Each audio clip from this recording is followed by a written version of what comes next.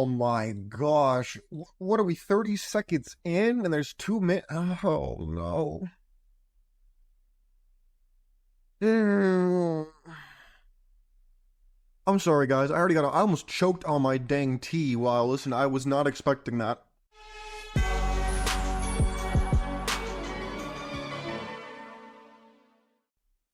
Ladies and gentlemen, welcome to the Sheep Get Sheared podcast. I'm your host, Austin Creed, and my friends, today we're going to discuss how the church has failed men. Now, I want to make a quick little distinction. Number one, the church has not failed in every respect, necessarily, but we're going to discuss in full detail why the church is failing and how it's failed men since World War II, quite frankly. So we're going to have that conversation today.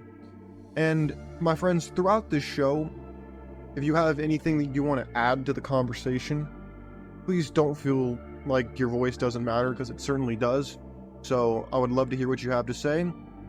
Just let me know as we continue on with the show. But the main topic that we're going to discuss about how the church has failed men since World War II is this idea of when the strong men went off to fight, every man who was able to in World War II was drafted or joined voluntarily.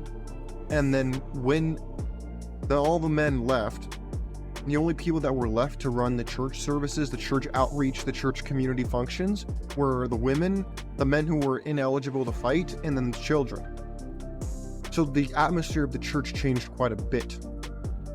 And you'll see how the church has changed quite a bit. I'm not the first person to address this.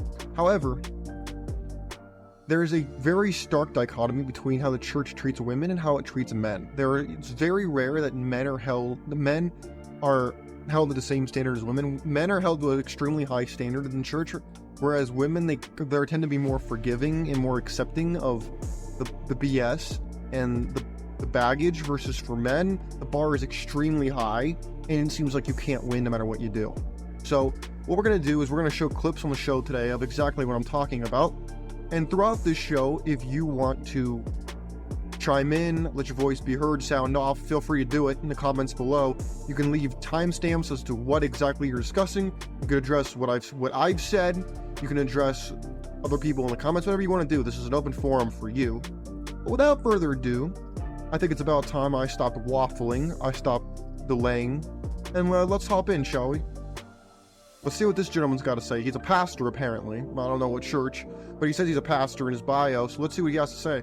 We understand that there's now two types of men in this world. Men that believe in providing and taking care of the family, old-fashioned, or men in a partnership and want to go 50-50 to help build their empire. But I will tell you this, if a man is over 30 years old, he should be paying a toll. He should already have his life together, should be spoiling and tricking on you. If he's 30 plus and not doing that, you will never have that. And all you will be doing for the rest of your life is going 50-50. How does that even sound? Let that sink in. Oh God, I got Pastor Ray over here trying to give me advice about being a brokey. What? Oh hell no! Gentlemen, this is what I'm talking. This is a perfect example of what I'm talking about. Okay, this is exactly what I'm talking about. Let's reverse that for a second. Do you hear a pastor saying, "Hey, these women are overweight. They're single mothers. They're only getting with you out of convenience, not out of actual love"? Where is that conversation at? I would love to know, because no, I don't hear anybody really discussing that. And the few pastors who do, you don't really hear from them because they get canceled. They get thrown off the platform for preaching what the Bible actually says, instead of, what popular culture wants you to think, or what was politically correct. And what the people, they give you what the people want to hear, the convenience side of things, not the, oh shoot, that was some real hot takes right there type of mentality. And without further ado, I'm going to give you another example. You want another one? I know you're thirsting for it. But before we get into the next example, the first thing I really want to mention to everybody is, number one, this might offend you, and this is a perfect example of the problem in our culture today. And we need to be aware that a lot of stereotypes exist for a reason when it comes to how do I put this? No, I'm not going to put it delicately. When we realize why men are leaving the church, especially the younger men, number one, because the older men lack the fire and the brimstone, because they want to be as non-threatening as possible. They want to be as soft and politically correct and everything as possible to a large degree. And this is no better summed up than this gentleman right here. Let's let him speak his piece. It's her money. Now, if she got a job, her money is not my money. That's right. My money is my money, and her money is her money. Right. My money is my money is her money, and her money is her money. My money, it belongs to her, and her money belongs to her. Her money don't belong to me. That's right. Nope. That's right. Her money do not belong to me, because God tells the man, you work. You work. That's right. Gotta sweat Your brow. your brow. That's right. If she's a good woman, and there's something that needs to be done in the house, and if I'm where I can't do it, she'll step up the plate. But I ain't looking for her to carry the load. That's right. I ain't looking for her to carry the load. That's right. God command a man Man to work. work by the sweat of his brow. His black. Evan, what is the woman's command to do, sir? I mean, I could see you're going off on the men, which is all well and good, but I can't help but notice you left out the part where the woman's supposed to be deserving of that. You see, nobody's entitled to anything. I don't care if you're man, woman, alien, hybrid, vampire. I don't care what you are. No one's entitled to anything in this life, okay? You're not entitled to something because you're a man. You're not entitled to something because you're a woman. People earn the things that they get. And one of the problems of ambition in our culture, a lot of younger men, they're not really achieving to be something in this life. They're very down for the socialism. They're down for doing the bare minimum. They're down for going 50-50. Look, the whole 50-50 conversation to me is idiotic. The reason being, I think it's a masculine thing to do to pay for everything. However, you don't pay for everything for people who don't deserve it, quite frankly, who haven't earned that. You don't do it for just anybody, because that's just dumb. You do it for people who have earned it, who have stepped up to the plate, in the pastor's words, not people who just say on the internet they deserve something, and then you're like, oh yeah, you deserve that thing. No, you don't. You don't deserve anything. And this is what really is driving young men away from the church. It's not, they're not leaving the faith per se. They're not leaving the spirituality per se. They're leaving the organized religion incorporated, where it's just a grift to get money. Because if they actually cared about the word, they'd preach that. They wouldn't preach this, what I called crimson Christianity version of the scripture, where it's all about inclusion, DEI version of Christianity, where crimson is the color of communism. And when you look at how much rhetoric is pushed about acceptance and love and not fire, brimstone, and accountability and whatnot, you quickly discover that a lot of pastors, there are some who are not like this, but a lot of them are very wishy-washy, lukewarm, and they want people to accept them and be loving, and they want to hyper focus on love, acceptance, and those aspects of God, but then they want to leave out the part where God says, I'm justice, I am vengeance, I am wrathful. I mean, for God's sakes, read the Old Testament. Has somebody else read the Old Testament? God ain't playing the Old Testament. He lets you know, hey, this is what I said, and if you didn't do it, don't worry. I'm gonna show you that I meant what I said. And people forget that aspect because it's uncomfortable. People want to be comfortable. Comfort is the worst addiction, most dangerous addiction you can have, and I stand by those words. Speaking of words that I stand by, I do not stand by what I think you're about to hear. I don't know what she's going to say in full, but just out the gate, it's a panel of women pastors. So this should be really interesting. Let's see what she got to say. Yes. You know, something that I've been praying a lot about lately, and my heart really, really goes out for single moms because they carry a lot. Yeah.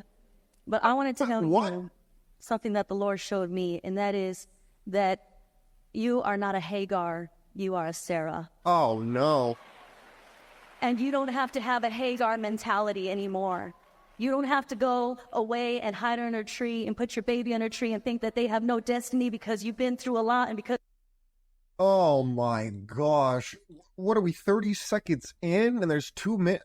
Oh no.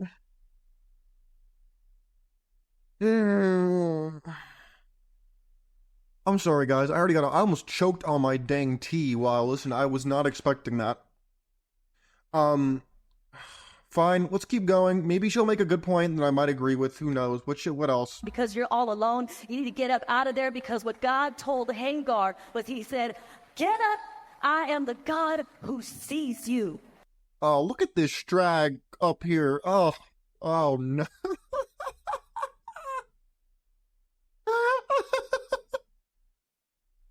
I'm sorry. I can't make this up, dude. I have not seen this beforehand. I try actively not to. All I want to make sure is there's no cringy music in these TikToks that I think will be good for the show. I don't watch this beforehand. Bro, look at, this is the image of the modern church right here. The woman being like, oh yeah, praise the Lord, hallelujah, I'm loving this pro feminism stuff. I'm loving it. Oh my gosh, man. Oh no. This is the worst kind of discrimination. The kind against me. I can already hear them in the comment section right now. All this should be good. God sees you when you think nobody else sees you, when you're getting words from heaven and God is speaking to you. But you are a Hagar mentality. You are a Sarah. You are a daughter of Sarah. And I don't care what kind of circumstances you've been through. I don't care what kind of things have come against you. I don't care what you think. You're about to be a mom. You don't have enough. You don't know what it takes. I'm just going to go hide and die and stay there.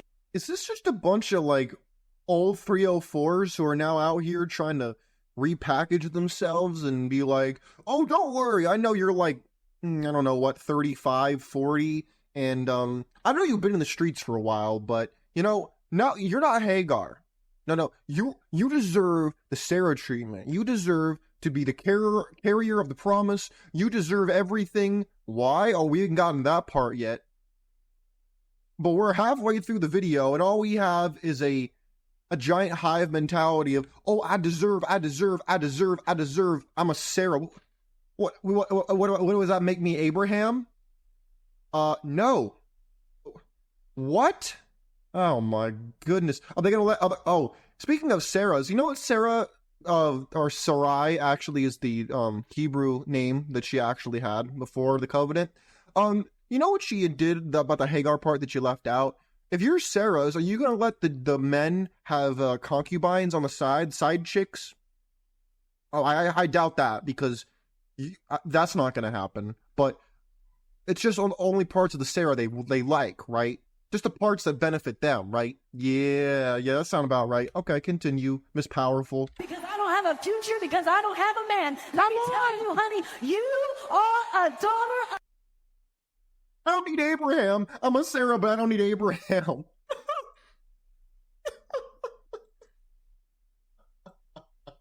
Y'all see why men are leaving the church, man?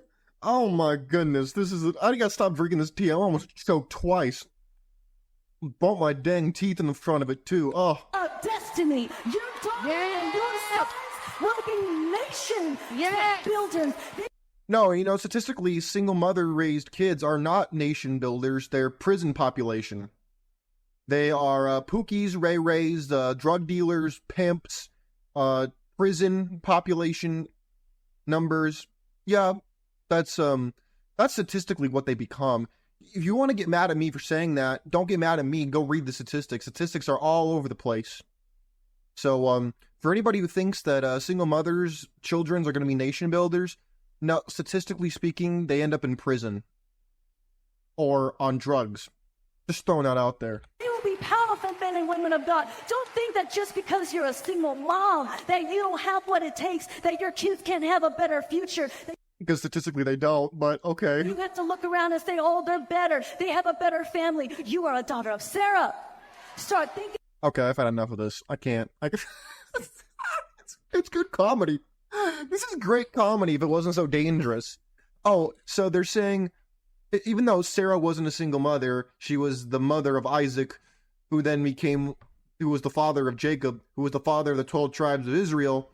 Apparently Abraham was optional.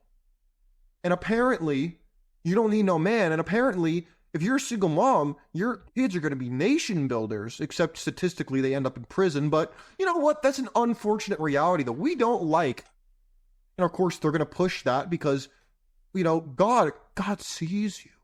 Yeah, God also sees the bad things that you're doing and all the sin. Speaking of sin, you know what's interesting? pastors like to highlight the idea that money is the root of all evil, when in fact it is the pursuit of money. Maybe that the love of money. Not the pursuit, it's the love of money that is said to be the root of all evil. When I would say money is a tool like anything else, whether it's a pea shooter or a dollar bill or a power tool, it doesn't matter. These are all things that are tools that are only as good or bad as the person using them. And the people with money can have the capability to do the most good on this planet. And so when I see a lot of pastors talking about how, oh, money no good, being poor is good. Being poor is not a virtue. Just like being rich does not automatically make you evil. In fact, I've met a lot of poor people who are super nasty, super unhappy, super aggressive. And I met rich people who are extremely chivalrous, extremely giving and generous with their money. And they did a lot of good for a lot of people, paying a lot of salaries, paying a lot of attention to the problems of the world. And they do a lot of good. So we're going to really get into an alternative version of what sin could be. I'm not saying this is necessarily biblical. This is food for thought from Outwitting the Devil by Napoleon Hill. And I want you to see what he has to say. It's extremely insightful. Let us dismiss the public school system and go back to the churches for a moment. All my life, I have heard clergymen preaching against sin and warning sinners to beware and repent so they could be saved.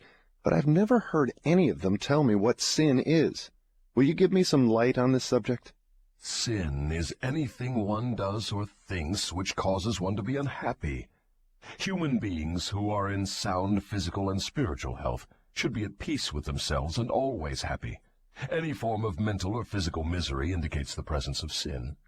Name some of the common forms of sin. It is a sin to overeat because that leads to ill health and misery. It is a sin to overindulge in sex because that breaks down one's willpower and leads to the habit of drifting. It is a sin to permit one's mind to be dominated by negative thoughts of envy, greed, fear, hatred, intolerance, vanity, self-pity, or discouragement, because these states of mind lead to the habit of drifting. I want to pause him right there. It's interesting to make the distinction between the love of money and the pursuit of money. Money is not evil, and one of the important points of this book that Napoleon Hill discusses is he believes that the church, the public school system, are huge issues, not necessarily because of what they're teaching, but how they're teaching.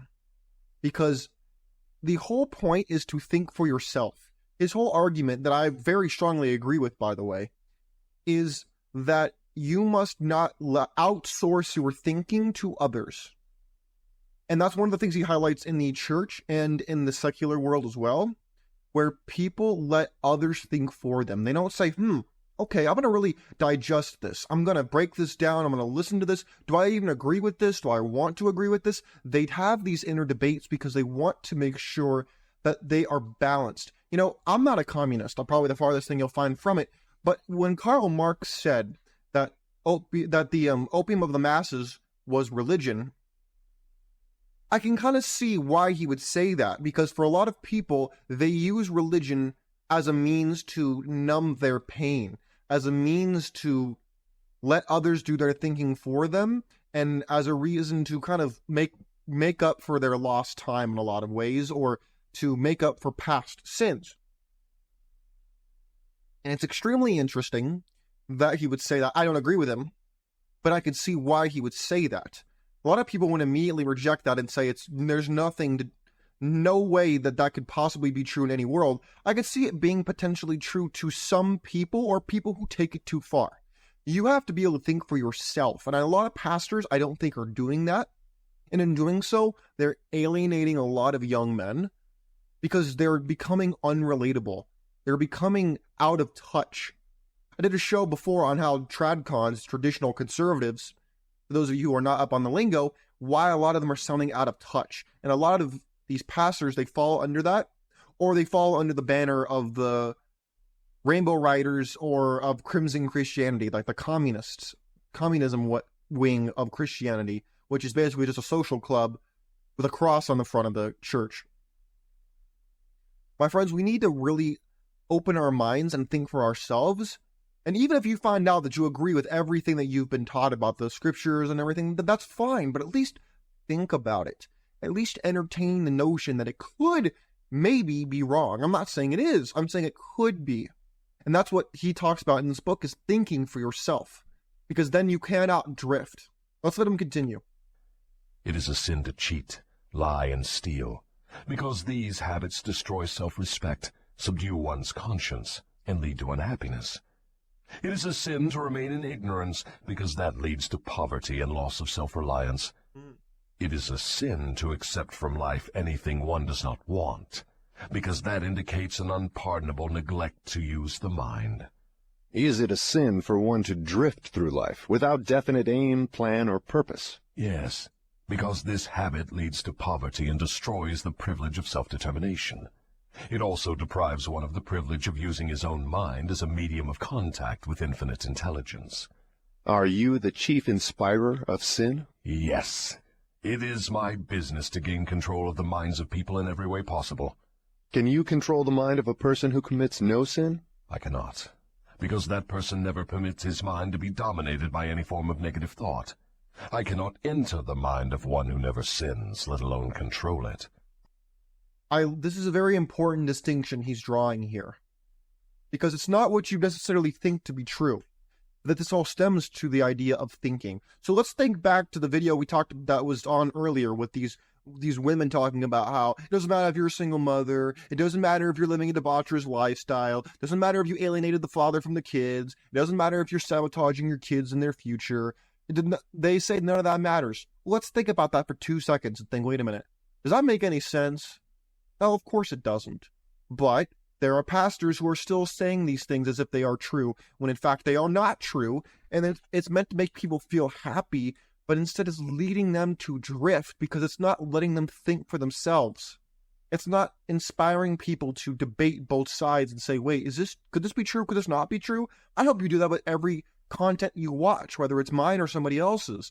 You have to think about things through, and this is what we talk about, the difference between ambition and avarice. Avarice is pure greed, versus ambition is just the accomplishment or the pursuit of a worthy goal. The problem is a lot of people don't even have worthy goals. And so instead they'll look at these people on social media and they have tremendous influence over them. And the reason why I'm not someone of the traditional religious alignment is because a lot of it is just pure sacrimony, and a lot of it's just going through the motions and posturing and everything else. But there is one pastor, apparently this guy is a reverend, I don't know who he is, but apparently he's a reverend, and he says, kind of similar to what Napoleon Hill was talking about, with money being spiritual, tying in the end of the religious side of it, kind of, with the money, ambition, and avarice side of it. So let's hear what he has to say.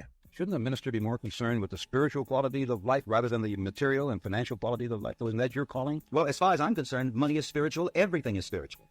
And to me, money is more than dollars and cents. To me, money is the getting power of self-awareness. In the marketplace of life, a person always gets that which belongs to his self-awareness, to his self-image. And I call the riches of life health, happiness, love, success, and prosperity. Napoleon Hill talks about that at length. I wanted to pause that for a second, and I wanted to tie this back in again to thinking for yourself and realizing how much of this is spiritual. I don't know if I agree with him that everything is spiritual. You could try to look at everything from a spiritual lens, but again, it all comes down to how you see things. You could see nothing as spiritual or everything as spiritual. That all depends on how you see things, which is another way that the church has failed men, is they're only really giving them one side, which is all too often the woman's side, and the side of comfort and love, not the side of accountability, the side of tradition, and the side of being realistic about the approach to life, to faith, to relationships, and so on. And this is why a lot of young men are checking out, and they're leaving, number one, because a lot of the women's bad behavior is excused, and their behavior for even questioning a lot of what the pastor says, they immediately get the gavel and the book thrown at them by the judge of the court of the clergy. And this is why we are living in the society we're living in. But what else does he have to say? And when a person establishes in his mind an image of himself being healthy, being happy, being loving and beloved, and being successful and prosperous, this will cause the riches of life to gravitate to him. This will motivate him to go out and to make his life rich in every way. And in this way, he will also enrich society. But the riches of life, Reverend, do not pertain particularly to money. Well, notice you can be a very rich person without having much money and be a good citizen and a good religious person. But notice the order in which I list the riches of life: health, happiness, love, success, prosperity, and money. But somehow... But mostly people start with the money thing, just like you. You haven't gotten off of the money yet. I haven't got yours, the health, the happiness, the love yet. Because you've so identified with raising money, and you say yourself, don't give me any coins, they make noise. Just put that soft stuff in the dollar bills and they collect. That's true. My church is not a 5 and 10 cent store. So you do emphasize. And the Lord's business should be first class, and I operate the Lord's business on a first class basis. See, now you're the one who has a hang-up about it. Oh no, I don't have any hang-ups about it. I'm using it in wonderful ways. Oh no, he started shuffling there towards the end. That's not a good look. But gentlemen, I could see where he's coming from with this argument. And you might hear the woman's side of this being like, I'm manifesting my dream man. I'm manifesting my next relationship. Women kind of use similar language, but they miss the overall point. So I want to add to what he was saying. You can't just think, I'm going to have this. You need to think it, and then you need to take conscious steps to reach what it is you want to do. I could think about having $1 million fall into my lap, but that doesn't mean it's going to happen. I have to work towards what I want. I have to make conscious decisions and conscious choices and conscious changes of habit to reach that point. And that's why I don't believe ambition to be bad. I believe it to be necessary. Avarice can be bad, but ambition is not bad, and too many pastors demonize it, or those who try not to end up like that guy and end up shuffling when they get pressed. And then that, to me, is a humongous issue. But that, combined with relationships and how women are getting let off the hook, is the biggest reason why, in my estimation, and what I'm seeing, is why young men are leaving the church and they're not coming back, because the church has failed them. Ladies and gentlemen, let me know what you think. Let me know if you agree, disagree, what your thoughts are, what your experiences are. I would love to hear them. I think they're extremely important. And I bet you they will help somebody who watches this video, or somebody who just realizes that their experience might not be as crazy or out there as they thought it was, and maybe it might even help you get it off your chest, discuss it, see it written. The written word's powerful. As an author, I can personally tell you that. The written word's very powerful, very therapeutic. I invite you for a free session of therapy if you want to write out in the comment section below. My friends, take care of yourselves. I'm out of here. Have a great day. Peace.